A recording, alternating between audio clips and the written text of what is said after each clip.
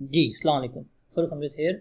आपके साथ कुछ असाइनमेंट शेयर की थी, इनके सॉल्यूशन एंड इनके डिस्कशन वीडियो आपके लिए, ताकि आप लोगों ने अगर प्रैक्टिस वगैरह की है तो जो आपकी शॉर्ट कमेंट्स वगैरह थी वो हम डिस्कस कर लें। पहली असाइनमेंट एमसीक्यूज़ बेस्ड थी, कुछ एमसीक्यूज़ थी, इनका हम यहाँ पे सॉल्यूशन तलाश करते हैं कि क्या इसका सॉल्यूशन है और क्या इसका सॉल्यूशन नहीं है। इसी मोड पे जो आगे आपकी फर्दर असाइनमेंट्स आएंगी मैं उनकी वीडियो डिस्कशन वगैरह कर दिया करूँगा आप लोगों के साथ। एंड इवन जब आपके रेगुलर टेस्ट शुरू होंगे सी ए नोट्स के, तो हम वहाँ पे भी डिस्कस कर दिया करेंगे।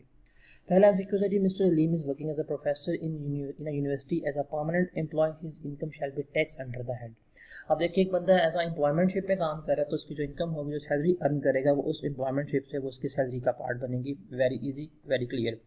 सेकंड है, salary pay to mister Ilyas was ₹40,000 and tax deducted was ₹2,000 and non instalment is adjusted is ₹5,000। Salary received by him, कितनी सैलरी होगी? अब आप देखें, आप उस बंदे को सैलरी पे कर रहे हैं 40,000 रुपया। 40,000 आप उसको सैलरी पे कर रहे हैं।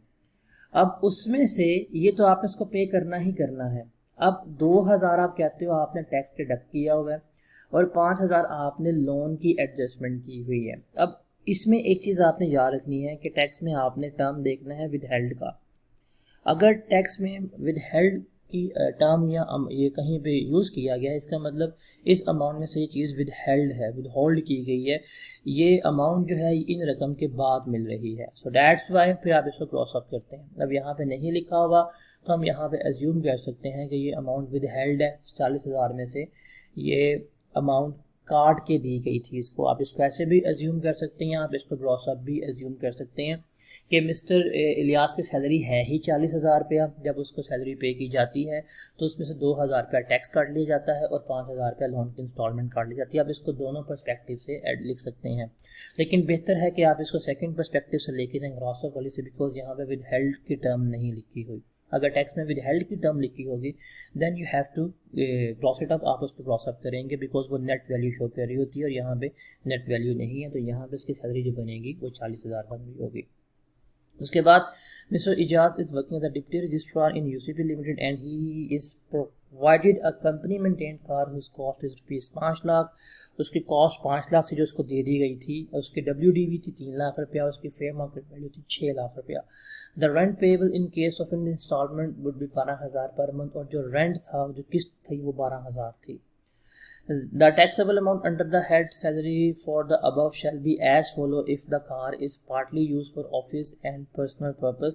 अगर गाड़ी पार्टली इस्तेमाल हो रही है तो उसकी कॉस्ट क्या होगी? सिंपल सी बात है, आपने देखना होता है गाड़ी परचेज्ड है या लीज्ड है। अगर गाड़ी परचेज होती है तो आप उसकी कॉस्ट का 5% लेते हैं, बिकॉज बहुत पर्पज़ के लिए है।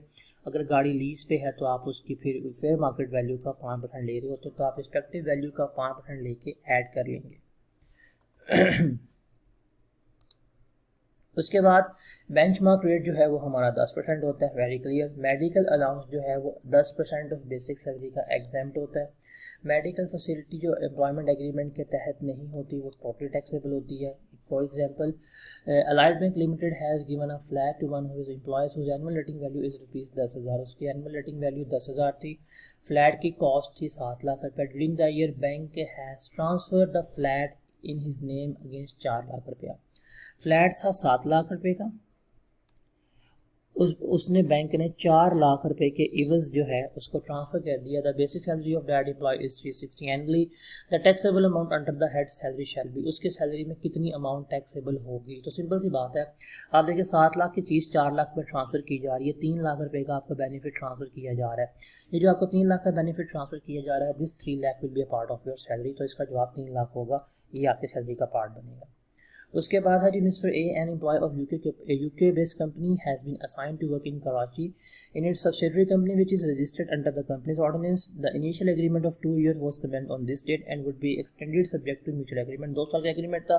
एम्प्लॉय यूके की कंपनी से आया। अब देखिए, इतनी लाइन पढ़नी है, एम्प्लॉय कहाँ से आया? यूके की कंपनी से आया। ठीक है, यूके बेस्ड कंपनी का एम्प्लॉय है, कराची में आया है, 2 साल के लिए है, कॉन्ट्रैक्ट एक्सटेंड हो जाएगा। उसके पाकिस्तान सोर्स सैलरी है थी वो 5 मिलियन और 6 मिलियन थी। फॉरेन सोर्स सैलरी जो है थी वो 6 मिलियन 7 मिलियन थी। टैक्सेबल इनकम इससे कितनी होगी? अब ये केस हमें साहिर बात बता रहा होता है कि ये केस इसका जा रहा है शॉर्ट टर्म रेजिडेंट के ऊपर, क्योंकि शॉर्ट टर्म रेजिडेंट क्या होता है, पाकिस्तान आता है, जॉब करता है, अपनी फॉरेन इनकम पाकिस्तान में अगर नहीं लेके आता तो उसकी फॉरेन सोर्स ऑफ इनकम जो है वो एग्जाम्प्ट होती है, बिकॉज वो शॉर्ट टर्म रेजिडेंट होता है।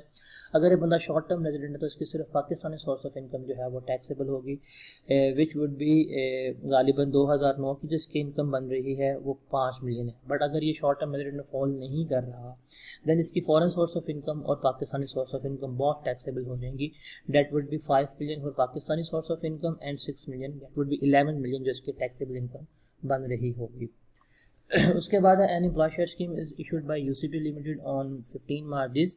All permanent employ may apply for 10,000 share with initial deposit of ₹2 per share and balance जो है वो 18 रुपये देंगे जब शेयर इशू होंगे। The market value on that day was ₹50 पर शेयर।